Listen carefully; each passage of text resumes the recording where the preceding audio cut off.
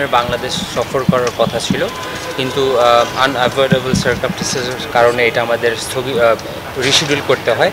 তো আশা করছি আমরা 2025 সালে এই নিউজিল্যান্ড এ টিমকে হোস্ট করতে পারবো। তো কিছু ক্রিকেট বোর্ড আছে যাদের এটা একটা রেগুলার প্রোটোকলের মধ্যে পড়ে যে তারা কোনো একটা জায়গায় ট্যুর করার আগে তাদের প্রতিনিধি দল পাঠায়। তো তারা এসেছে এবং এটা তাদের রুটিন একটা ওয়ার্ক। তারা এসেছে, তারা ঢাকাতে দেখেছে এবং আগামীকালকে আমাদের সিলেট ট্রিপও আছে।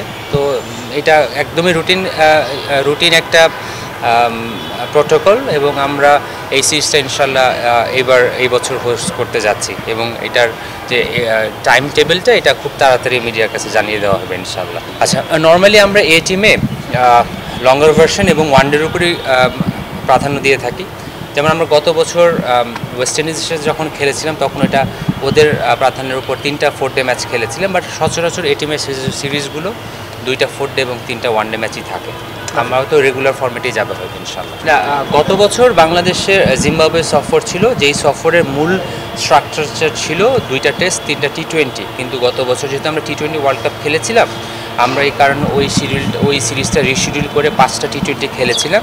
আমাদের 2টা টেস্ট ম্যাচ কিন্তু খেলা বাকি ছিল। Bangladesh cricket board test cricket খেলাটা আমাদের one of the top priorities. So আমরা ওই 2টা টেস্ট ম্যাচ যে গত বছর হয়নি ওইটা আমরা আমাদের overall number of test matches থেকে কমাতে চাইনি। ওই সিরিজটাই রিশিডিউল হয়ে এই বছর এপ্রিল মেতে এসেছে। আমরা 2টা টেস্ট খেলবো, শুধুমাত্র 2টা টেস্ট? হ্যাঁ, না, জাস্ট 2টা টেস্ট ম্যাচ খেলবো, কারণ আমাদের টেস্ট ম্যাচ আমরা নাম্বার অফ টেস্ট ম্যাচেস আমরা সংখ্যাটা কমাতে চাই না।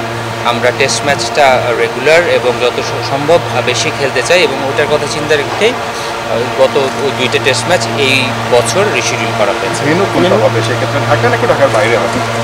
ভেন্যু এবং এক্স্যাক্ট ডেট আমরা খুব তাড়াতাড়ি ইনশাল্লাহ মিডিয়ার সাথে শেয়ার করতে পারবো। মানে এমনিতে ঢাকার বাইরে হওয়ার সম্ভাবনা বেশি?